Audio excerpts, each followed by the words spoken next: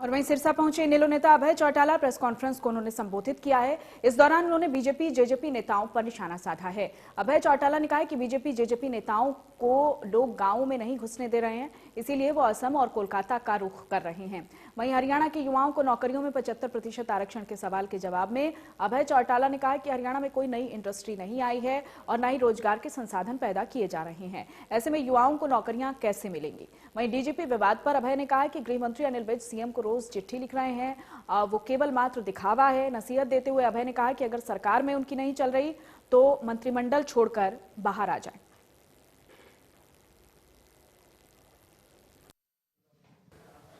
अगर आंदोलन के लिए डिमांड बढ़ती है, वहाँ लोग अगर जाना चाहेंगे, और बहुत से लोग ऐसे हैं कि घर के 2 मेंबर हैं, कोई 1 मेंबर भी है, उसकी फसल पीछे से कौन कटाई करे, उसके लिए उसके सामने दिक्कत आती है। इसलिए मैंने ये बात कही है कि इस आंदोलन को मजबूत करने के लिए आप बॉर्डर पे जाओ, आपकी गेहूँ निकालना मेरी जिम्मेदारी है। नए रोजगार के साधन तो यहाँ है ही नहीं कोई, ना कोई नई इंडस्ट्री आ रही है हरियाणा में, क्योंकि हरियाणा में कानून व्यवस्था नाम की चीज ही नहीं है।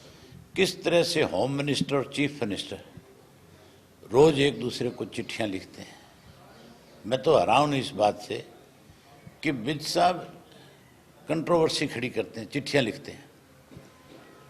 अगर विज की बात को कोई महत्व ही नहीं मिलता तो फिर ऐसे मंत्रिमंडल में रह करके विज रोज अपमानित क्यों हो रहे हैं।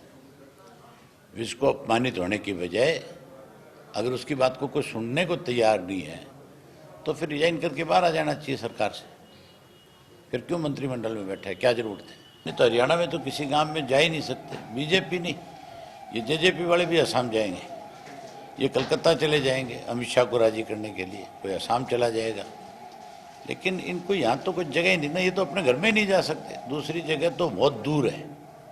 सामाजिक कार्यक्रम में जाना या किसी के दुख में शामिल होना